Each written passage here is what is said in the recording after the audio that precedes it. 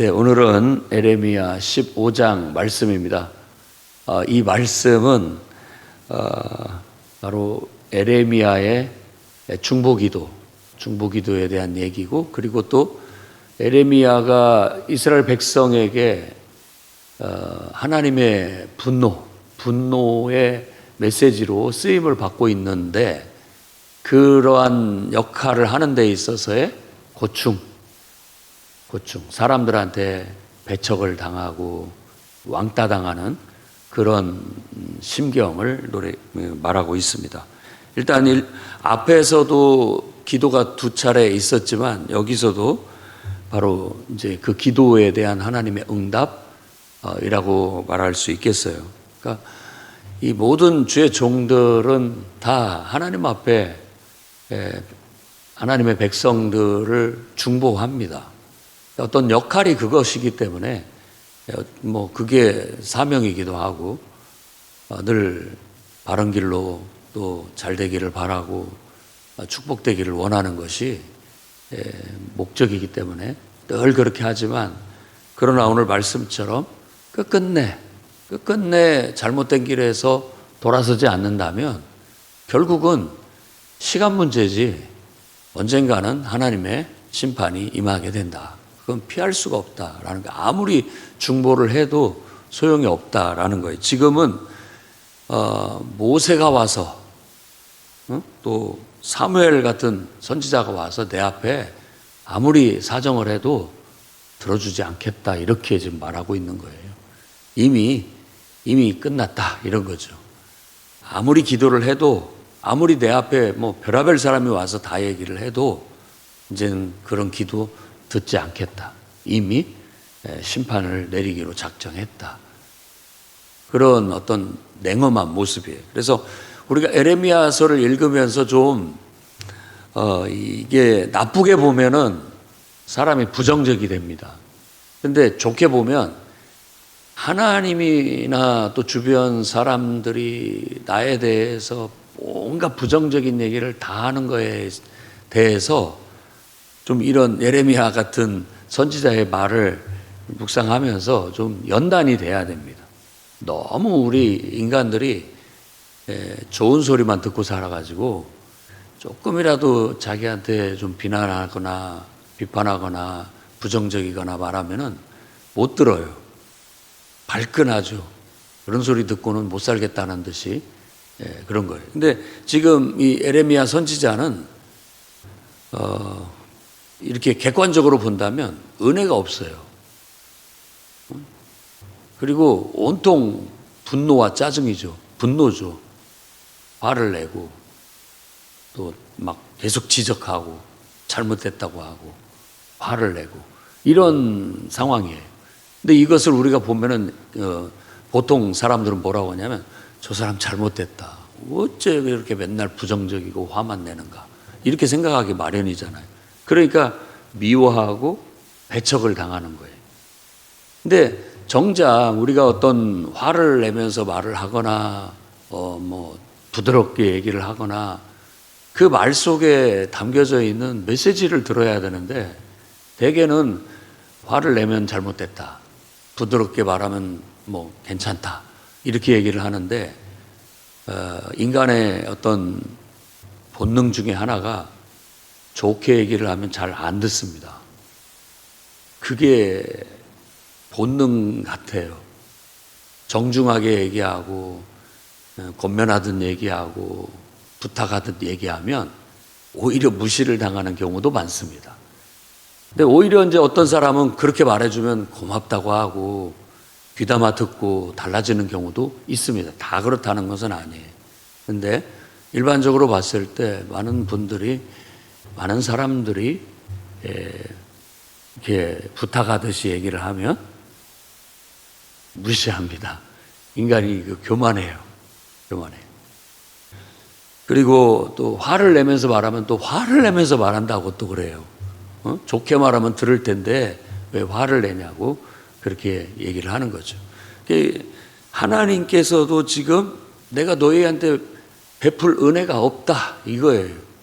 더 이상 나는 은혜를 베풀지 않고 어떤 준엄한 심판을 내리겠다라고 하니까 어찌 보면 피도 눈물도 없고 냉정해요. 이제는 확실히 그냥 정해졌기 때문에 아무리 와서 빌어도 사정을 해도 이제는 안 들어주겠다라는 거예요.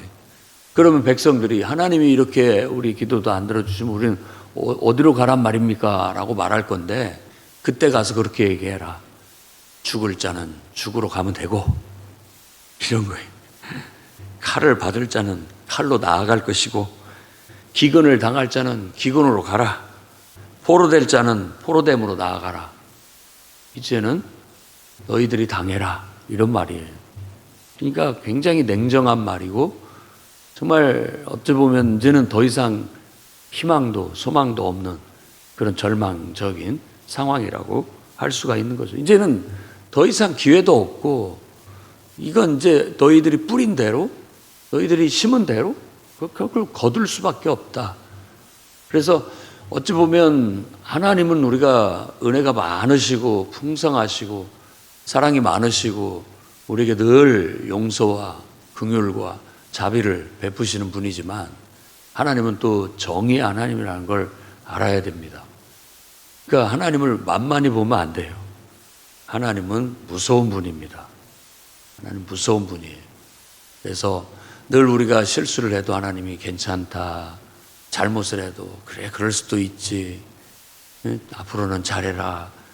늘 말씀하시지만 하나님의 궁극적으로 그렇게 대하시는 태도는 우리를 이렇게 세워서 우리가 하나님 앞에 바로 서기를 바라는 마음에서 하는 건데 그 바램을 저버리고 자꾸 어긋나가고 곁길로 나가고 더 나빠지면 어느 순간 불호령이 떨어지는 것이죠.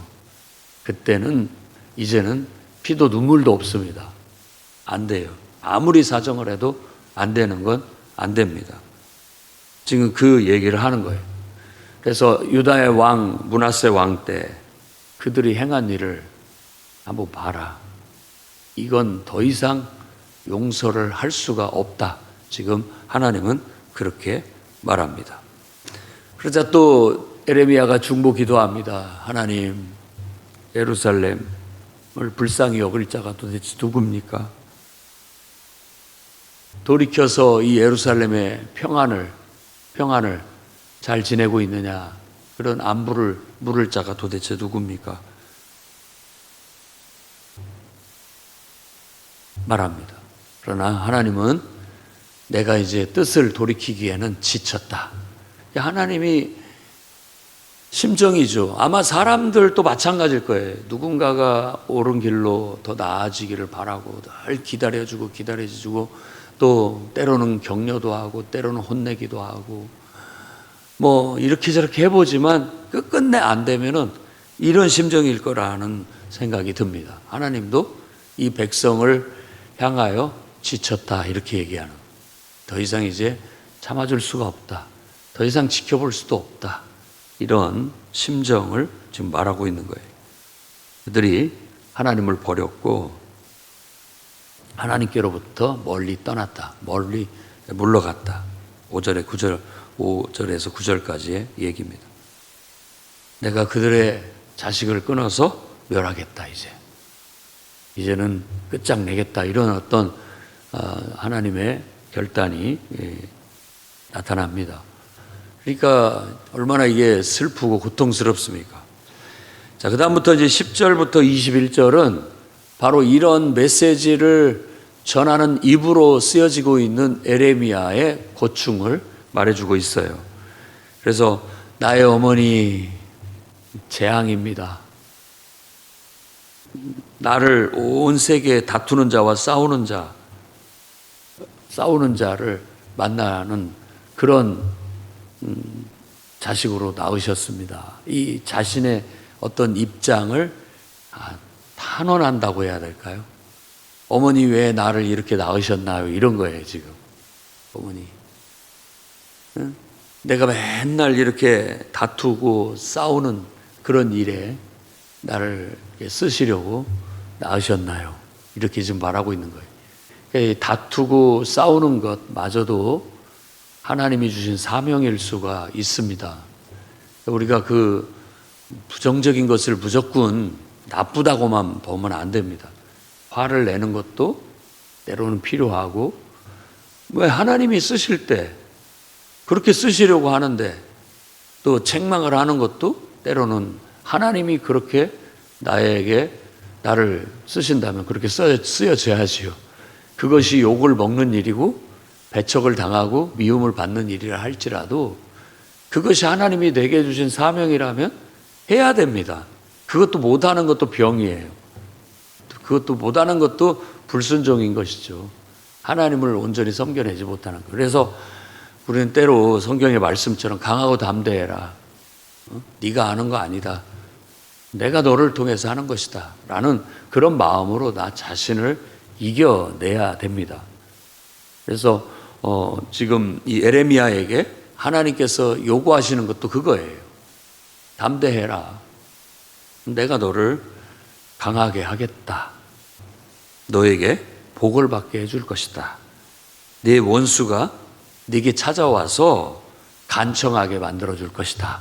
라고 그렇게 말함으로써 그 입장을 하는 그 입장이 너무 이렇게 미움받은 일이요, 또 정말 욕먹을 일이요, 배척당할 일인데 그 심정이 너무 힘들다라고 말할 때 하나님께서 오히려 힘을 내라. 내가 너를 놋성벽 같게 만들 것이다. 앞에서도 그 말씀을 하신 적이 있죠. 쇠기둥같이 만들 것이다. 너를 아주 강하고 놋성벽같이 누구도 너를 공격하지 못하게 아주 강하게 만들 것이다 라고 그렇게 한 거예요. 근데 지금 에레미야는 그런 하나님의 종으로 쓰여지고 있는 거예요. 그러니까 하나님의 다양성을 우리가 알 수 있죠. 우리는 하나님의 우리가 좋아하는 달콤한 면만을 하나님이라고 생각할지 모르지만 하나님은 그 외에 다양한 많은 면을 가지고 계시는데 에레미야를 통해서 보여주시는 하나님은 아주 냉정하고 아주 무서운 분노의 하나님, 우리를 벌하시고 심판하시는 하나님으로 비춰지고 있는 거예요. 그러니까 하나님이 그럼에도 불구하고 그것을 비춰내고 있는 주의 종, 하나님께 쓰임을 받고 있는 에레미야, 사실은 아무 이해관계도 없어요. 나하고는 아무 이해관계도 없어. 내가 뭘 꾼 것도 없고 빌려준 것도 없고 서로 이해관계가 없다는 뜻이에요, 이 말이. 그런데도 나를 미워하고 나를 저주한다. 저주한다는 말은 욕한다는 뜻입니다. 나를 욕한다, 사람들이. 그러니까 그 심정이 오죽하겠습니까? 여러분, 옳은 길을 간다는 것, 그리고 또 옳은 말을 한다는 것, 그건 미움받을 각오를 하고 해야 됩니다. 그렇지 않으면 못합니다. 용기가 없어서 못합니다. 근데 하나님의 종이란 때로는 그런 일도 해야 돼요. 그게 하나님의 다양성이에요. 지금 해야 될 때는 해야 됩니다.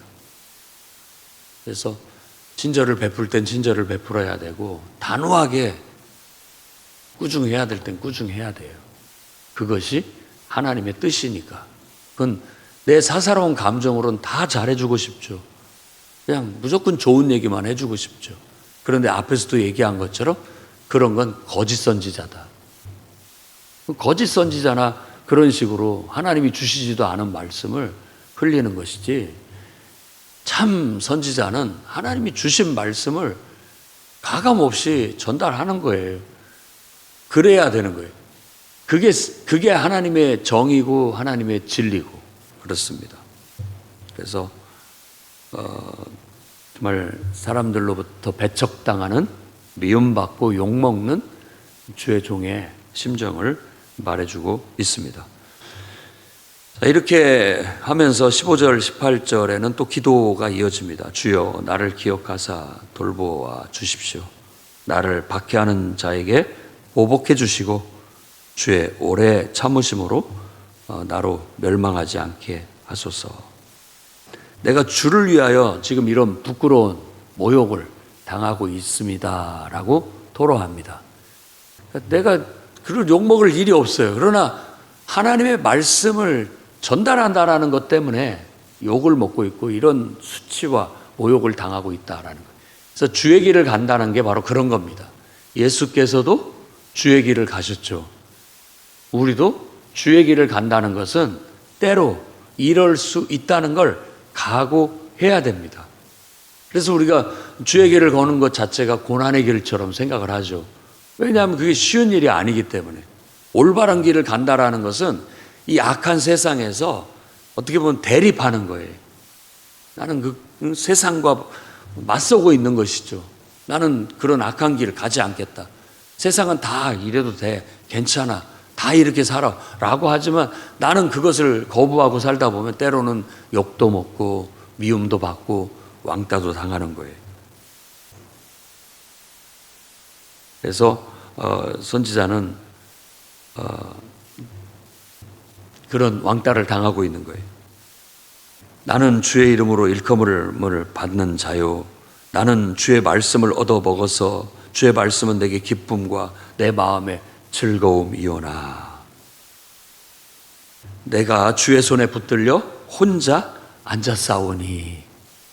그 말은 왕따 당하고 있다는 거예요. 다른 사람은 다 같이 모여서 즐거워하고 이렇게 하고 있는데 나는 하나님의 손에 붙들려 하나님 말씀에 붙들려 그들 편에 서지 못하고 따로서 앉아있다라는 그런 것을 지금 토로하고 있는 것이죠.